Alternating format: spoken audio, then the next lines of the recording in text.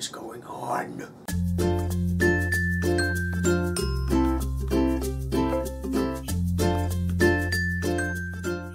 Woo! Welcome to my crazy week, guys. My name is Cullen Newcaster. I'm your host. And let's get into my crazy Wednesday. Oh, Wednesday. Wild, wild Wednesday. Yoop-a-doop-a-doo. Can't sing to save my life. I'm deaf in the terms of tone. Whoop! Can't do nothing about that. But I can tell you guys this. Living in the dorms is arguably more than half of the entire college experience. There's so much diversity in the mannerisms, the cultures, the religions, the personalities of the people here that it's almost like a melting pot of the entire region. I mean, people from all over come to this college and are on this floor. So when I share the commons, I'm exposed and I'm taken out of my personal zone of comfort at times and placed into something new and unknown as I engage in conversation with new people. It's a very, very interesting experience, and I highly, highly recommend anyone who is going to college for the first year, take the first semester, go to the dorms. You don't like it, leave. There's a lot of things that you can like, and there is a lot of things that you cannot like or dislike. I never feel threatened. I have no reason to feel as if anyone's going to attack me. I have no reason to feel as if this place is aggressive, because as I said, I'm taken out of my comfort zone, but I'm placed in an environment that is friendly and mutually respectable. So we all share ideas of respect for each other. It's very interesting. I never feel like I need to fear people here. I really do like the commons. There's no reason to fear. Or so I thought. Recently I discovered there is an entity who roams and sometimes takes up residence within the male restrooms on my floor. I'm using my deductive reasoning skills to deduce that it is a he inside the male bathroom, sometimes places himself and occupies the four walls of relief. The stalls, okay? The stalls are a sacred place where one goes to transport himself and to relieve of certain stresses the physical body harbors. That being said, I recently discovered this fiendish anomaly in the bathroom just a couple weeks ago, actually. Yeah. I recently got done filming an episode for MCW, My Crazy Week, and I encountered a situation where I had to relieve my stresses that were building up below. So I transported myself and my unwanted packages to the male restroom, and I deposited myself and I occupied a stall, okay? It was on the right side, left side of the bathroom. I remember this clearly. And I sat down and I took my position as king upon that throne, and I relaxed. This king cannot do his business without a little electronic support. It's been that way ever since I got my first Game Boy. So I whipped out my phone, and I did a little battle against pigs with a slingshot and some birds. My fluffy fury was gonna get those eggs back, and I felt it. I felt really good. I had finished doing my business, but I was at the point where the seat was warm. I did not want to leave.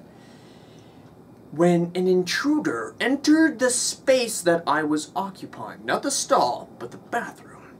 The door opened, and the moment that the door shut, the stall right of mine became occupied.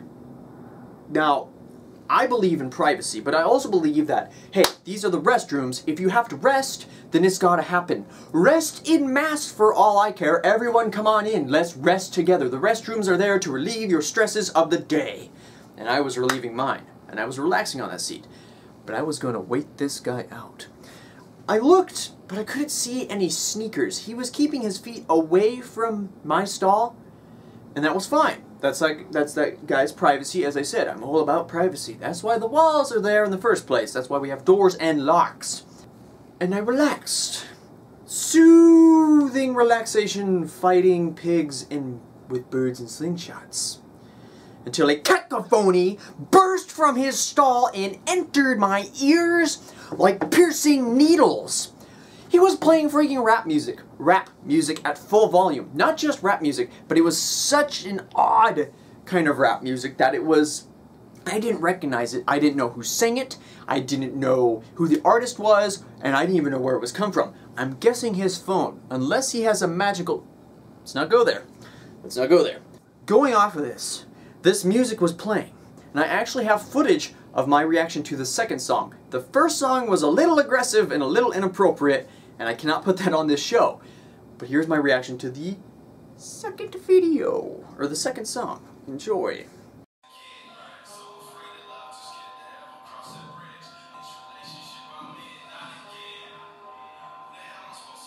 Since the first encounter, I have crossed paths with this bathroom Avenger several times, but I've never have seen this person. I've never seen him. I've never seen his sneakers, I have never seen his face, his hands, which after coming out of the bathroom I probably don't want to see. Who knows what are on those hands. But I do imagine this guy as being the ultimate hipster. I mean, look at this. That's how I imagine him. Imagine that guy sitting in the toilet right next to you. That guy's pretty cool. But he's so hipster that I can't really appreciate what he's doing. He's providing us with a public service, and it's good.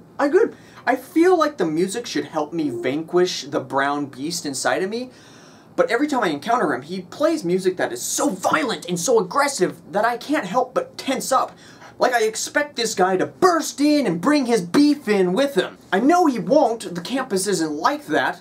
God, I hope not. But it's just so aggressive. Though I do feel that this man should sell his services. I feel, without a doubt, that this guy should have his own title. Sell his services as a professional stall mixer. And here at MCW, we're all about helping new businesses rise to the occasion and become a reality. When someone with as much talent as this man chooses to brave the highly selective field that is the bathroom, he proves that he has the worth and the potential to be something great. So let's assist him with getting into the business of being a stall mixer. But first, he's gonna need a name, and it just so happens that I actually printed out a couple good names for this guy. So, hey, dude in the bathroom stall, you might want to take a look at this. We can get you started. DJ Dookie, Brown Pillar, Her Squish, The Crapper Rapper, Doc Swirly, Cheek Squeak, Porcelain Mixer, Wickety Wipe, Boogie Foogie Flusher, Stall Slayer, Helping Hand, Extra Push, Squirt and Spinner, Plop and Lock, Groan and Gush, Peanuts or Corn, Solid Passage, or Delinquent Ria. Choose any name, they all have their own flavor. And there's no such thing as a crappy DJ name. At least not where you're going to be performing. My suggestion for when you set up, make sure that you have your phone, your equipment, turned up all the way, full volume, and take the middle stall so the sound dispersion is equal on both sides. It's not fair to be more selective to the left or the right side.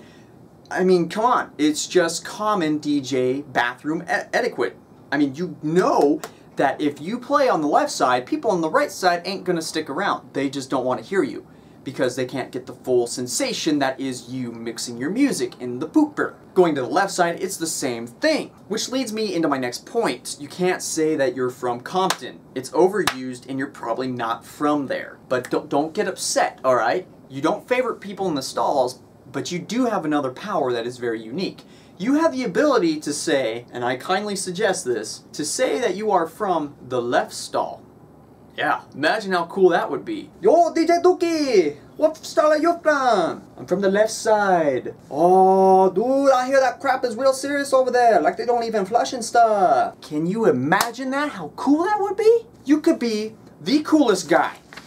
The coolest DJ mixer ever to hit the stalls. You could say that you were the biggest thing since Ecoli at Jack in the Box.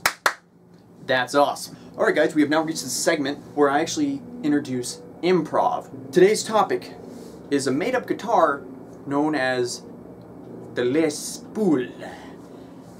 I'll let you come up with where I got that idea. In 1959, the Loose Poule was originally designed by Barker Hooper, the guy who invented the lollipop and the plunger, in the same day. The Loose Poule was originally designed as a hard body with 6 strings. The neck of it was solid ebony wood.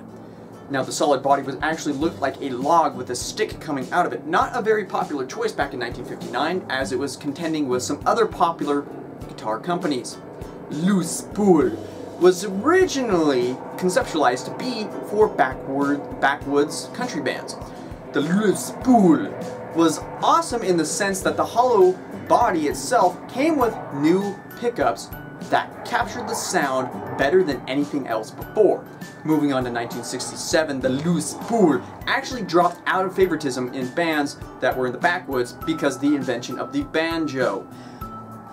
Desperately running out of money and lowering the sales drastically, the Loose Poule company decided that they needed to make something new, so they went with a hollow body design. The hollow body design with the log actually created such awesome acoustics within the guitar itself that the sales increased drastically, tenfold to what the original Loose Poule eventually would reach back in 1962, I believe. Now that the new hollow body Loose Poule was now equipped with both acoustics and humbucker pickups, we can move on and we can say back in 1970, the Loose Poule dropped out of favoritism completely as the new log body design played upon the racism of trees. The cottonwoods protest using oak, and the oaks were favoriting using their own kind. Cannibalism was not included within the making of these guitars, but it was conceptualized and thought and rumored that the cottonwoods would resort to extreme measures to decrease the sales of the Loose Poule oak wood by starting a war. After the war, Loose Poule dropped out of favoritism completely, and now there's only one in existence, and I have it in my closet. So I'll see you guys next week, or this Sunday, in the next video. So, see you on the flip side. See you guys later.